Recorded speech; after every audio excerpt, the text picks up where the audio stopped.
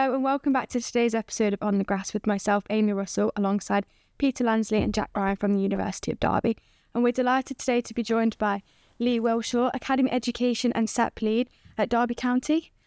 Also studied at Derby University about 10 years ago now. Yeah. What did you study? How did you find it? It's been a good few years. Pleasure to be here.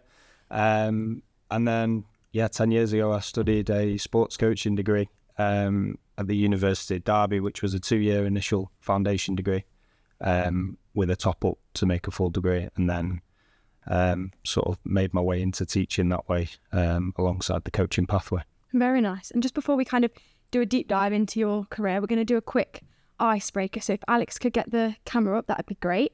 So before we start, I'll tell you what it is. So we do this every episode. So take us back to your time because obviously you coached Glossop North End. Take us back to your precious time with your players before that final the other week. Which of the 4-corner player development models, so technical, physical, psychological or social, would you focus on just before kick-off? So I'll get the timer started now. Are we on? Sorry. Yeah, sorry. So in terms of, I would go psychological, definitely. I think it's a common thing that most people would speak about, but preparation is the biggest thing. I think throughout the season you work on various things to be able to work on throughout a certain match or to prepare you for an opposition. But I think ultimately, psychologically, if you're ready, you've been there before, you're comfortable with yourself, I think you'll perform the best. Perfect. Right, I'm always so That's very nice. So you mentioned your time with Glossop there, and you may have lost at Pride Park recently, but you took a side 2 divisions above you all the way to penalties. You've ended the season with 3 successive wins as well. How do you reflect on that season? A really good learning curve for myself. So originally it wasn't something I was expecting so young to go into a club and then become a manager. How old are you? Me, 31. So okay, yeah. Still got, I would like to think, a couple of years playing in me. However, just the way the time fell and opportunities that arose, it was kind of something that I couldn't turn down. So, it's been a whirlwind of I would say maybe 6 months when I took over in sort of October, November time. And it was about continuity for the club. I've previously played there, made nearly 100 games for them, and then to be able to try and take the club forward in a managerial capacity is a nice way of being able to sort of like a bit of a full circle moment. So yeah, I've enjoyed it so far, a lot of learning, a lot of things you don't think managers have to deal with at non-league, but it's been a great learning curve for me. And what was it like managing a team at Pride Park?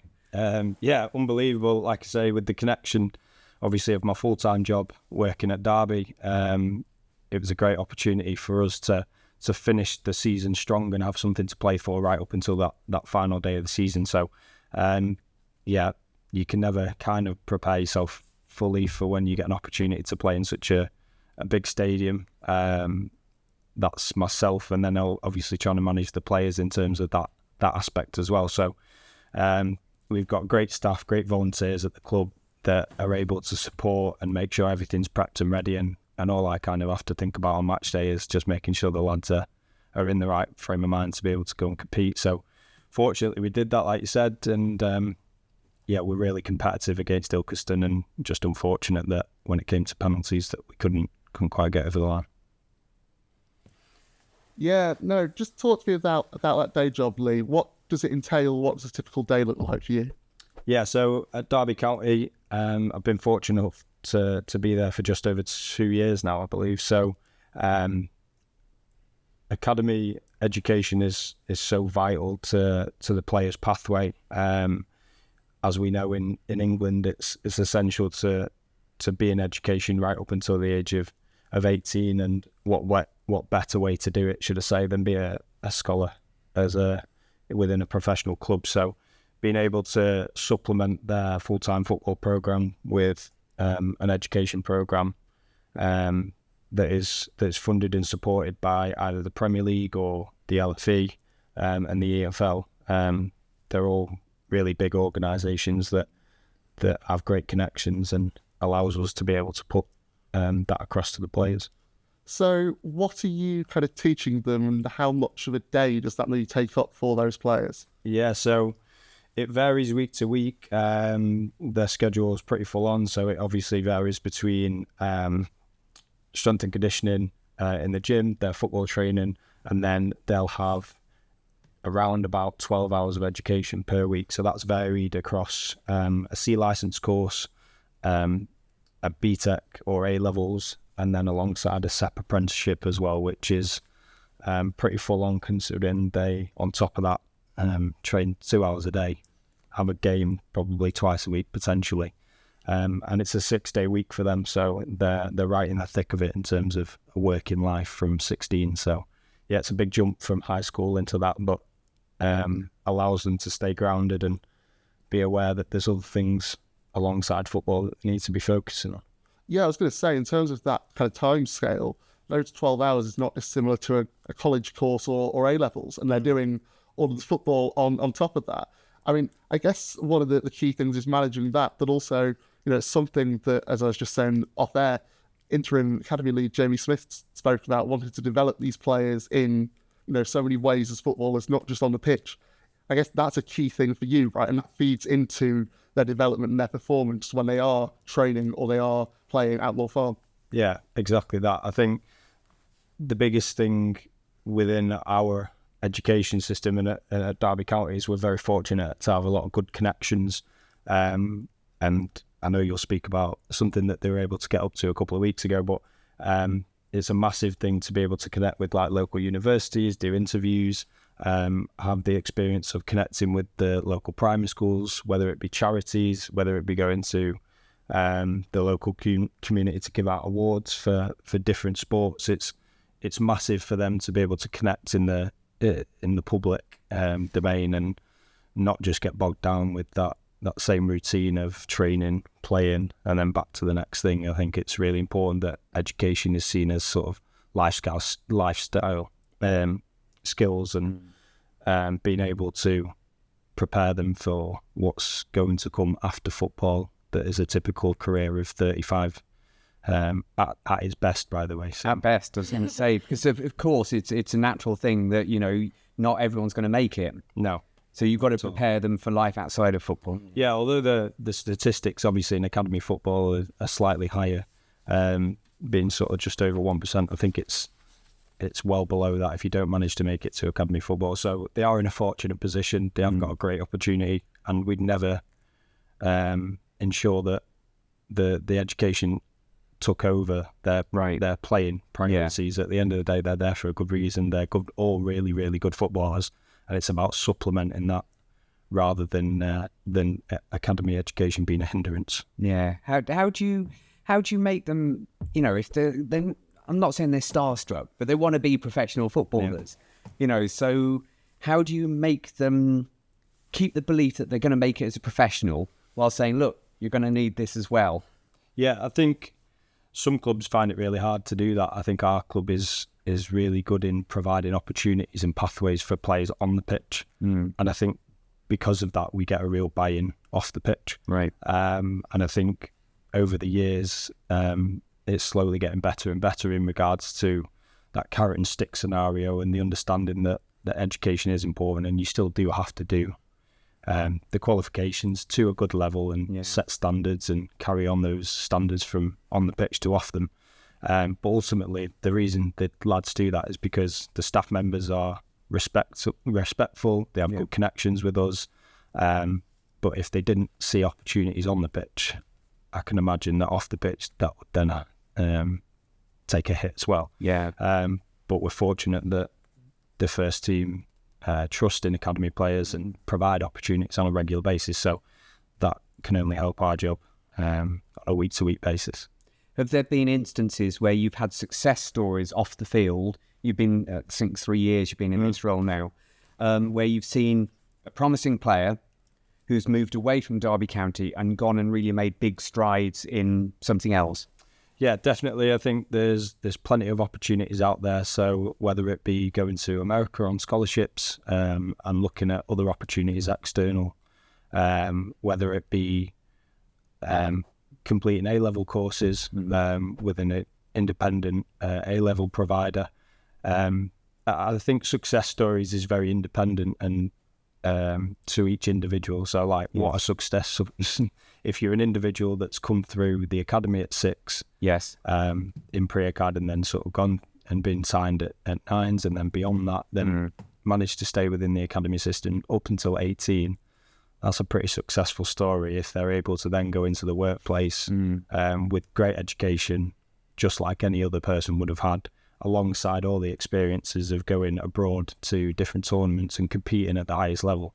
I think just some of the skills and life skills that are embedded within academy football are so transferable into day-to-day jobs. And success stories, although we talk about the reason the football club is there is to produce players, it's massively important that we take into account those other people of the off the pitch and other job roles that, like you say, come up. So we have this thing within the life skills and player care department, which is 8 to 88. And it's sort of like a bit of a tagline that no matter what the individual does or goes through, whether it be an injury, whether it be external, goes to a different or down a different career path, they can always reach back out to the club and be able to connect and try and support in any way we can with some of the great connections we have through the LFE, Premier League and EFL I mentioned before. Yeah. And you mentioned different pathways and different connections, and we were fortunate enough the other week to come down and meet you and your under 18 players down at Pride Park, which was really good. And we're just going to show you a little bit of content that we produced on the day while we were down there.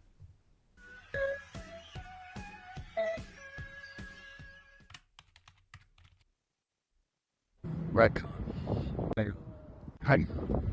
Player. It's things pretty hard with it's the play on, but I don't really play on. I'm going to play it. Think the other card. Well, red card. Yellow. Yellow. Red card. Red card. Yellow card. First. Play on. Play on.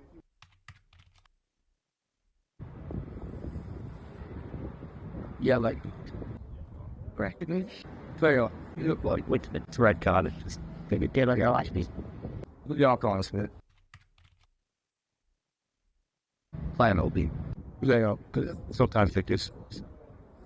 It's playing on. So. But I could eat. Well. Play on. This is quite good. One plan. Now, that's it. Actually, I have most of it.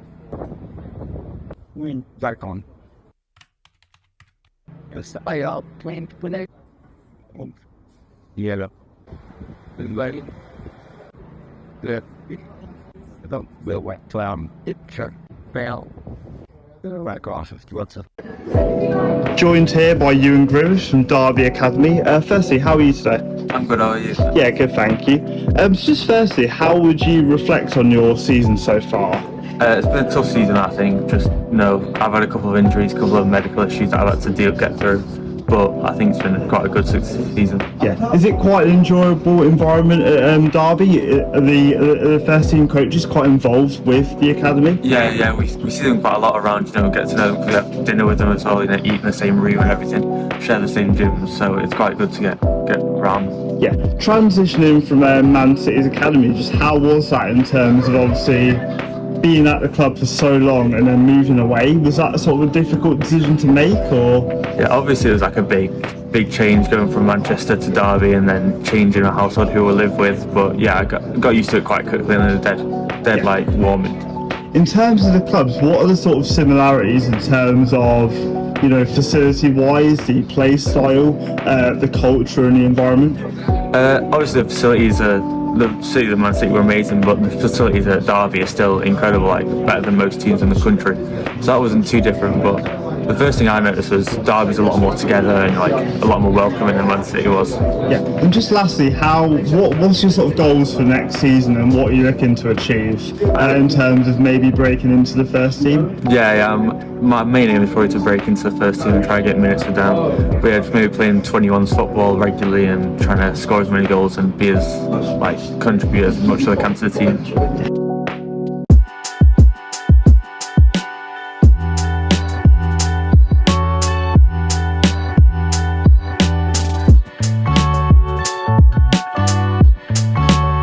Yeah, so we've created a little bit of a link with the University of Derby for a mixed zone interview where the first year scholars have had an opportunity to do some interviews. It's a good thing for the university in terms of them being able to come to the club towards the end of their term, and then also a great opportunity for our first years to experience what it's like to be interviewed in front of a few different people and with a few different techniques as well. When people do go through the system in academy football, sometimes they get to first team football and then a little bit baffled by some of the questions that come their way and don't quite know how to handle them situations, and unfortunately we've been able to create that link where we give them the opportunity to do so on a regular basis. So yeah, you're right, it is probably one of their first proper interviews, and hopefully one of many more to come within their careers.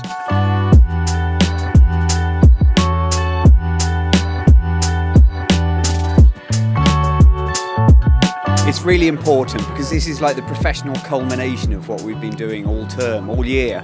Their first years they've been reporting on Bucks, the University 5th 11 or whatever.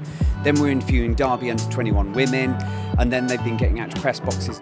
But they've got to go outside of their comfort zone because you will be stretched in this business, as you know. That's part of how you develop.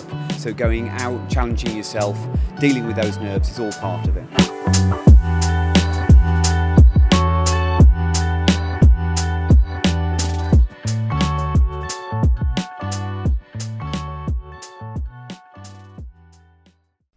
So yeah, when we reflect back on that day, Lee, going to Pride Park, when you and the players have looked back at that, what sort of benefits have there been for them? Plenty. I think it's really important to sort of put them on the spot when they're asked to talk about Derby County and their experiences. I think it's something that is massively important when they go through their career, whether it be at the top level or whether they now go into non-league, which is such a powerful part of the pyramid. There's so much exposure with social media, and it's just another sort of like string to their bow, if you like, in regards to how to deal with different scenarios, whether it be in front of a camera, whether it be over a recording, and then the ability to watch that back in a safe environment is massively important. And then hopefully in the future it gives them a great opportunity to do things right or tailor things to how they maybe want it to be. Have you done that? Have you looked back at any of the stuff they did? Yeah, so as a bit of a crossover into some of our education, we do presentations on a regular basis around their footballing life and their portfolios, and it's something they've got to create in order to pass their apprenticeship at the end of the year. So having the ability to go through those processes and reflect on how well they do speak and how clear they are, whether they speak with clarity, all those things are massively important. So yeah, it was a really beneficial day, and I'm sure again the same next year. Yeah, and I'm going to ask Amy how it went, because we may or may not have used the clip. We're just waiting to see what the club think, where Amy and Lucy interviewed a couple of the players, but we threw the players and we threw the students in and said, how about, it's Jack's idea, how about doing a clip for On the Grass? And it was very like, can we do this? Yeah. How did you find it adapting on the day, and how did the players feel when you spoke to them afterwards? So Amy, first of all. Obviously we were thrown in the deep end, but that's what we expected going into that day, I guess. For me and Lucy personally, I think it's a great experience because we had to kind of think up questions within a 5-minute period, do it on the spot, set up where we were going to sit, position, everything like that, things you don't often think about. So I think thinking on our feet is going to give us that experience later down the line. Definitely. And go on, Jack. You know what's interesting is kind of from my perspective there to kind of help out and, to be honest, pretend to look important was kind of my thing for the day, is just seeing it, having done it and last year, and then seeing the process and seeing how it works, and seeing a key parts of the process for the university as well in the development and what you take from that day. Take into, say, placement, for example. That's a really good bit of real world learning, and I think that's one of the things that the university does well, and I think it's the thing for us to reflect on as well, right? In terms of, that was a safe environment now, so that when you're in a press box or when you're at a club role, you've got that experience. I mean, take me sitting there a year ago and now doing what I do with Derby, or Alfie with the working with the club. He started doing that So just to put that in context, so Amy's first year, Jack's second year, who was doing that last year and now helping me oversee it. Alfie is now a former student who's now working with the players. And that, I think, I'm guessing from your perspective, Pete, that is the proof in the pudding of your methods and why these partnerships work from the university side, right? Yeah, absolutely. That's right. Because as we may or may not have said in the halftime break, those real world learning experiences for you guys developing through parallel to Lee's footballers are... we had on a recent episode when Graham Abercrombie was saying, and he was saying with his players how he has Lucy playing for him at Sheffield last season, how do you get a technical academy player to suddenly thrive in adult football? And he was saying, I throw them in there. I trust them, I guide them, but I throw them in there. And how do they cope? And your players then had to cope. I felt my students coped really well, because I'm throwing them, that's what we're doing, media training week, day by day, week by week. The players, it felt very new to them. Yeah, definitely. And if they looked back, they'd go, what will we do next time? Yeah. And I think they should already, probably from that would take that they would always side on the caution side rather than sort of going out and being ultra confident and speaking about it with loads of detail and maybe holding back a little bit and being able to dip in and out and sort of letting the interviewer sort of lead on the questioning rather than them sort of taking them down. I heard one lad say to you, I heard him, sorry to interrupt, I heard one of the lads saying, well, I wanted to show a bit of personality, which he certainly did, but then we cut that bit out. No, 100%. I think there's character, isn't there? And then there's, potentially being too opinionated maybe on certain areas. So, but that's the beauty of the relationship between the university and the club, is that Alfie knows we're not going to put anything out that's going to put the players or students at any sort of risk. We're going to look out for each other. So I think I know this is very meta, very reflecting on ourselves, but it's all part of the learning curve and where you can go from Amy's role to Jack's role to Alfie's role if you keep doing these things. I've lost my track there. Should we go back to the day job then? Yeah, let's do that. Yes. Whilst we've sort of done a little bit about the course, for you, Lee, what do you find in terms of balance of your role at Derby and your role at Glossop? And do you think the two have kind of transferable skills that help you with the understanding of what the players are going through as footballers and kind of vice versa as well, that sort of managerial and knowing how an elite environment works? What of that do you take to Glossop? Yeah, I think it's been something that over the period of time, my sort of careers, like I said before, has come from sort of a playing background initially. Everybody wants to play as high as they can. You then soon find out sort of what the levels are in that environment, and then you go down other routes, and that was coaching and teaching for me. And whether I was doing that originally with a non-league setup with Hyde, and then sort of managed to make the jump into academy football through Rochdale, and then that opportunity arose at Derby, where again to move up the pyramid and work in a Cat 1 environment was a great opportunity for me, and to see what it's like on the other side within an elite environment who have more resources and connections, and how you can try and create experiences for those lads. And I think it is important not to get too bogged down by the academic side and how we need to maybe overthink the academics. I think we have so many resources around us, and we have so many different individuals who are the best at what they do up and down the country. So I try my best to lean on those individuals. So the physiotherapists, kind of lean on them for information that they can try and pass over to the individuals that can relate to their A-levels, and how can that support them within their knowledge of preventing injuries in the future or whatever it might be. And then on the flip side of that, we do recruitment talks around additional routes that the players might be able to have. So I think it's just leaning on the MDT team and making sure that as a whole we're trying to influence those players as best we can to provide them with as many different opportunities throughout their 2-year scholarship as they can get, whilst also achieving those qualifications that are obviously important to add on to their CV. Yeah, do you know what it goes back to for me, and this is probably just because I've sat in too many John Eustace press conferences this season, is that sense that he talks about that Derby County family and everybody pulling in one direction and those senses of, say, the physios helping the players doing relevant A-levels, for example. Everybody's there, and you're all pulling together for that a bit of knowledge. And it seems really to have that success and to have that buy-in that we were talking about before for the players in both their study and their football opportunities. It's about building a good culture.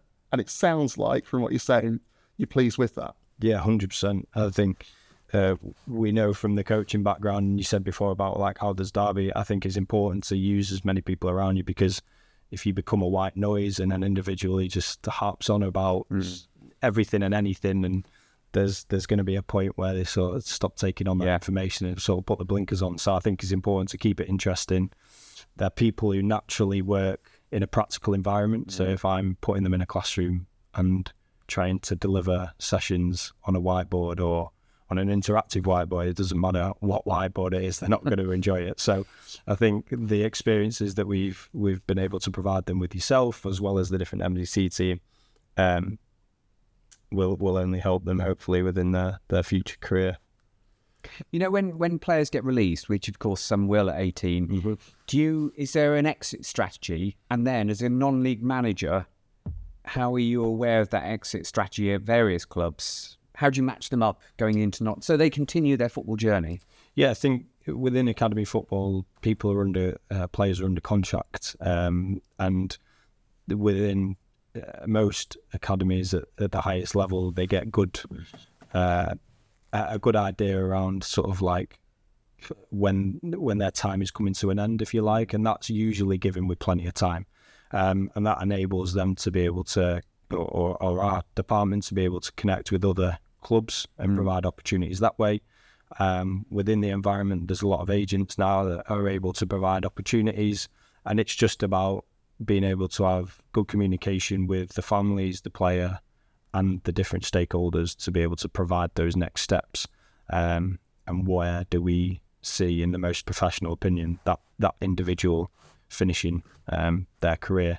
And I suppose from a semi-pro sort of environment, I think academies do their due diligence, and I think it's really important that as a football club, you're making sure that you just have everything in the right place. So the clubs up and down the country get checks by the local governing bodies and the FAs that make sure that they're in a good place to be able to take on individuals, but the safeguarding risks that come with taking young pros on loan, especially if they're under 18 or even younger, then it's just about making sure that as a club you're aware of that. You're not entering them into WhatsApp groups and they're getting changed in just different changing rooms. And and that becomes a whole different kettle of fish, because part of connecting with players and teammates is camaraderie. Exactly. The majority of that time is spent within changing rooms. So I think they have earned the respect through their footballing ability and where they've been and what they've done in the past. But I think in order to be taken into a non-league setup, they have to show character, and I think it's something that the first team asks for when people go up and play for them and train with them. It's about character. It's about having the ability to communicate properly, have an opinion, have a bit about yourself to be able to maintain a level of resilience in those environments to cope with what's about to come, because it's not easy being the best at anything that you want to go into. So you've got to have a little bit about you, I think, and hopefully that those connections are able to provide that, and their experiences can. Yeah, so just as those lads were suddenly interviewed by Amy and Lucy last week, and they've got to cope on their feet and then benefit from that experience. What about from a Glossop point of view, with 18-year-olds leaving pro clubs?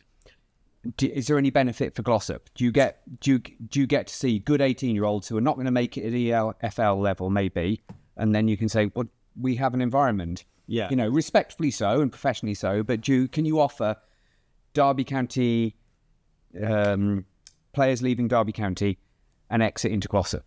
I think that's not the sole reason. I don't think the two entities are together. I think from my personal opinion, the reason I got back into football and kept football was, again, just that connection with the club and being able to have the ability to understand what players are going through from a different perspective. But in terms of benefiting, there's definitely local clubs around the area that that are also doing the same at lower tiers. And I think a Cat 1 environment with, like Derby, there's a lot of opportunity within sort of step 3 and step 4. And I think what's probably difficult for the players to understand is the jump from academy football into non-league football. Right. I think the styles of play that Cat 1s are trying to provide their players is ultimately Premier League football.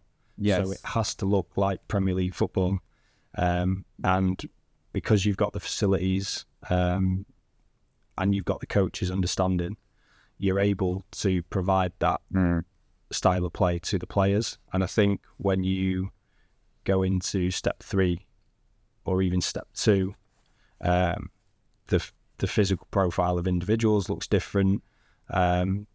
The state of pitches are very different to what is expected of a Premier League club.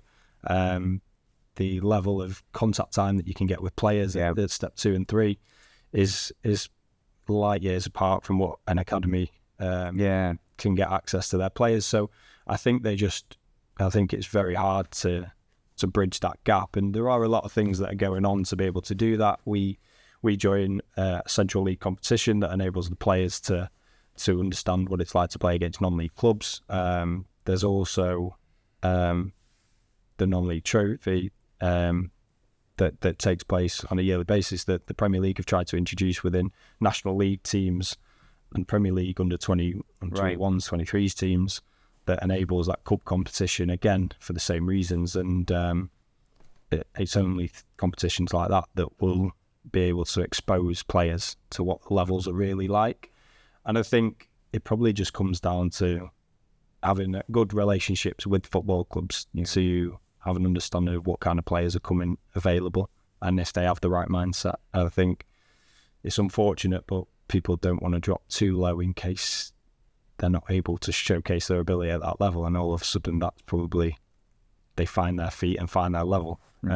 So like anybody would, you try and shoot for the highest level that you can get, and then let's see where you can go from there. And there's been plenty across the board, and I think some of the loans that the Derby have managed to provide for Dejan Brown, who's a first team player, he's now at Port Vale playing first team football. In my first season at Derby, he was playing up at Gateshead, and he was living up there, he was staying up there, so his education was done remotely. I had to travel up there and complete his assessments with him. So there's so many really good opportunities out there within non-league setups, and it's just about creating those connections and making sure you have the right environment for the player to go into, and knowing what's needed for a player. I think that's only going to benefit me as creating a good environment at Glossop. Yeah. Last one from me is, can you just talk us through a couple of examples of academy players who you've worked with and on an educational basis who have, made first team appearances? Yes. How satisfying has that been for you? Yeah, we're very fortunate that I think the first season I came in within and joined the education team, I think 12 out of the 12 learners managed to get a professional contract. So how does that feel for you? Very, very rare. So are you buzzing when that happens? Providing opportunities for exit routes or providing things outside of football is not necessarily needed, if you like. We obviously provide the opportunity to do it alongside their professional contract, but ultimately they're absolutely over the moon, and why wouldn't they be? They've just been given an opportunity to stay on for an extra 1 or 2 years to be able to showcase themselves in an environment where they might be getting championship football. So name names. Go on. Who are you being proud of? Owen Eames recently has been able to I think his debut in the FA Cup against Leeds was just fantastic for him. He's been with the academy from the age of 6 in the pre-acad and then signed at 9 and right the way through the age groups, and always somebody who was questioned throughout the age groups, but I think it comes back to what is needed to be an academy or to be a professional footballer, and that mindset, that grit and determination to have that never say die attitude. I think he epitomises that, and don't get me wrong, he was not the easiest individual to work within the classrooms, but that's just due to his nature of being competitive and him being a practical practical learner, and trying to find ways to engage him really. But he's one of the individuals that have obviously thrived. Like I said before, Deja was in his previous year group. His ability to be able to cope with going on loan at such a young age, and being able to thrive at a very good level with Gateshead, was fantastic for him, and obviously he's going to have a great career within professional football as well. And then, like I said, it's not just in football as well as out of football. So we've had numerous people join university degrees that have gone away and done other things. We've got Luke Banks, who's currently on a professional contract, and he did his psychology degree, A-level should I say, when he was part of the education programme, and then has still continued to look into educational routes. We've had Dan Cox, who's been away on sort of loans for numerous occasions, and then he's just started a PT course, and is looking to become a PT alongside his sort of footballing career. So there's a variety of things that the football club have been able to provide them, and also players that you've been able to work with over the years through the interviews as well. So it's been really good for him. Yeah, I like. Pardon? Pardon? Have you got anything else to add before we get into some questions from the audience? I think, just a little bit of context on some of those players. So, Dejan Brown played at Wembley, Gateshead, didn't he? I want to say he scored.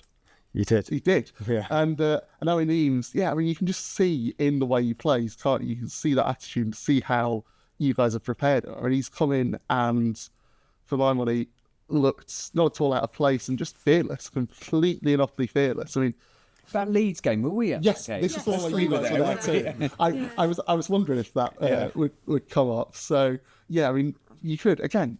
He came on against the Premier League side, and he didn't look out of place. He came in, and that's something that I think Derby kind of post administration, as they've looked to build the academy back up, surely looking to do. So I think I think it's really impressive what the club are doing, and it's really interesting, I think, from our side to tell these stories that maybe aren't the conventional 90 minutes on the pitch as well. Yeah, definitely. We've got some questions from the audience, so they were sent in this morning. So the first one is from Nathan, and he said, how do you adapt your coaching techniques for both academy players and men's players? Good question. I think I've learned, like I said before, I've learned a lot this year around semi-professional football. I've played in it for as long as I can remember. I got into it at 17 and didn't stop playing until I was 30. So I've experienced loads of different coaches, and I think contact time is a big thing. And I don't think you can concentrate on everything. So being able to identify some key areas that you can try and influence, I think is really important within the time frame that you're given. When you talk about the difference between academy players and men's players, I suppose that comes down to that winning mentality, I suppose, doesn't it? Is what you're going after. Are you going after development and trying to hit the technical, the tactical, and trying to prepare them in the right way for what's coming next?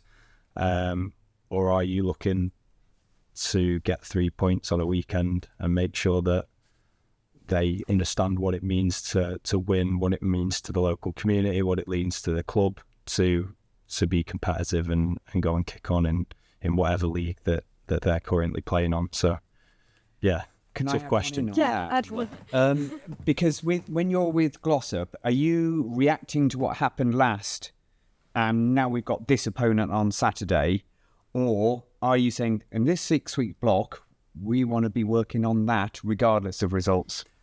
I think it's a little bit of a hybrid between the two. I think we have an idea around what we're going after, so we might stay with a certain theme for maybe a month, 6 weeks, like you say, and then within that, if there's certain formation changes or qualities that the opposition might pose in the upcoming games, then we'll mention that and then try and provide opportunities how we can nullify or how we can exploit that within the next game. But I think it comes down to your principles, like I said, about the amount of time you get to be able to work on certain things. I think there's only so much you can work on other people. I think you just got to be consistent with what you do. Yeah. And ultimately, at the non-league, it's all about like the fundamentals of hard work, being competitive, making sure everybody understands the rules, and then letting people show what qualities are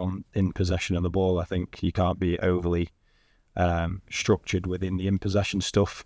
I think you've just got to let people go and enjoy themselves. But then out of possession, I think you have to be a little bit more disciplined, and it has to be kind of, this is what we're going to do and why we're going to do it kind of scenario. So, but yeah, month to month, week to week, probably stays pretty consistent, but then we'll have to throw little bits in there if we get certain information around build-up teams, which is quite surprising how much you can get at this level. At step 4 and above, they're expected to put all their games onto Y-Scout so that it's an equal sort of access to analysis opportunities. Right. Whereas at step 5, it's everybody has their own VOs. Okay. If you can try and get hold of a VO to try and watch another team, then you'll try your best to do that. But equally, there's not that much exposure to other clubs that's set in stone, that's like a must or a requirement that you have to do or film every game. So it's a little bit more difficult at step 5 than it would be at the higher levels. Interesting. Thank you. We've got another question from Josh. So the next 2 are based on Glossop, mostly. So how did your Glossop side kind of navigate being underdogs throughout the Derbyshire Senior Cup, especially in the final? Good question. I think but we've got real good togetherness within the group, and their ability to sort of like pull together when the going gets tough and find ways to come out on top. And I think that's about being humble in regards to, we don't try and do anything that we're not capable of. I think we try and stick to the basics really well. And when they see that works and is able to provide them with opportunities to either score against higher teams or stay within games for long periods of times against teams who should be so-called sort of like beating us on a pretty comfortable basis. I think sort of like they've earned the right then, and then they grow in confidence game by game. And I think it was fantastic that we were able to go past the Matlock, and then it was Mickleover, and then we obviously managed to play Ilkeston in the final. So great run, and well done to Derbyshire FA for being able to put on such a good Senior Cup final as well, with something to play for at the end of it. I think when people find out that they're going to be playing Pride Park for the final, I think they don't just take a cup game lightly in the later stages, do they? So they'll go all the way, or try to go all the way. So yeah, preparation wise was not much different. I think take it as it comes, but I think in the back of their minds they know that they have to probably put in another little 5% or 10% here and there. Perfect. And then Jacob said, do you feel an extra element of pressure to achieve at Glossop North End given the club's history? Yeah, so it's probably not something that I was too familiar with prior to coming in, even though I'd played there for over 3 seasons as a club. That they were one of the clubs that were first found within the UK, up there with Sheffield FC in terms of one of the longest in terms of club history. They had their own sort of like regiment within sort of like just after World War II, so they picked off a lot of good players and then found themselves competing with what was the old Manchester City and Manchester United as well, so in the top leagues. And yeah, I think the club deserves and the town deserve to have a little bit of success back. There's still a lot of work to do, both on and off the pitch, like there is in every single non-league, and finances are a huge part of that. But if we can try and create a little bit of a winning feeling back at Surrey Street, and then being able to bring in more and more fans, and then to help the players that come and play for us understand what it's like to obviously play for that club and the history and some of their times where they've been to Wembley and had really good experiences. So yeah, just trying to make it more familiar, I suppose, to the players that we currently bring in.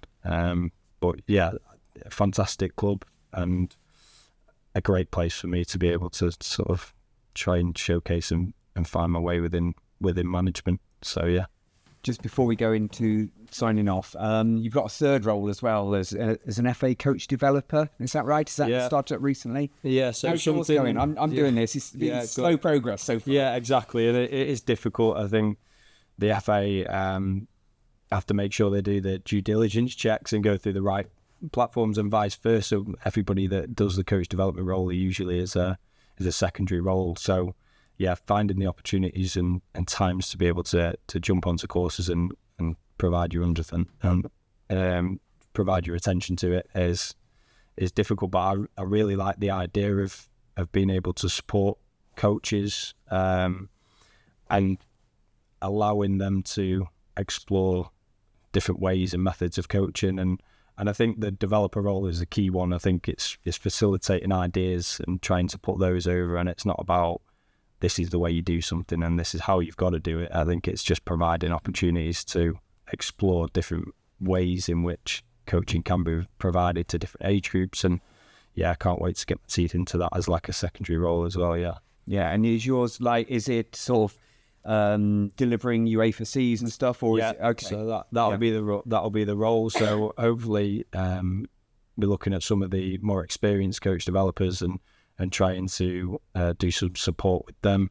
Obviously, having experience with the PFA at the club and how they deliver the C license course is obviously really impressive, and they've got an opportunity to make a big impact into some of the academy boys and try and get them to engage within coaching and find the importance within coaching. And not only that, I think they probably will start to think about how it impacts them on the pitch as well, and how their tactical understanding will start to develop and how that can make them a better player. So dual benefit. Exactly that.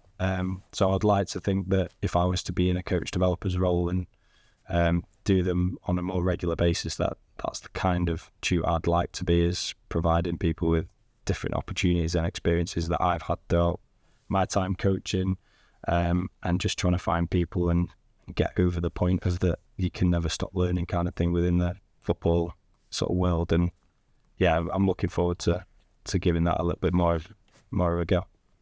That leads perfectly to kind of closing question. So while we get the 30-second timer back up on the screen, I'll kind of explain to you what we're going to do. We do this to finish most shows. We're just going to ask you for one key piece of advice that you would give to grassroots coaches in 30 seconds. So we'll go now. Connection is the biggest thing. I think when I was a young coach, I wanted to look at the top level and try and implement as much as I could in regards to the formation, the way of playing, and you just can't do it with the type of players. You have to look at the players you have, create connections, try and see the strengths and areas for improvement within them, and either expose them to those or try and protect them as best you can. Perfect. And the whistle again. So that's everything from us here today on The Grass. Thank you, Lee, for joining us. It's been a pleasure to have you on. Thank you very much. And thank you to everyone who watched or listened at home to the latest episode of our football coaching podcast. Make sure to check out our previous episodes and drop a like and subscribe down below. Keep up to date with all our socials for the latest updates. And we'll see you again soon. Thank you.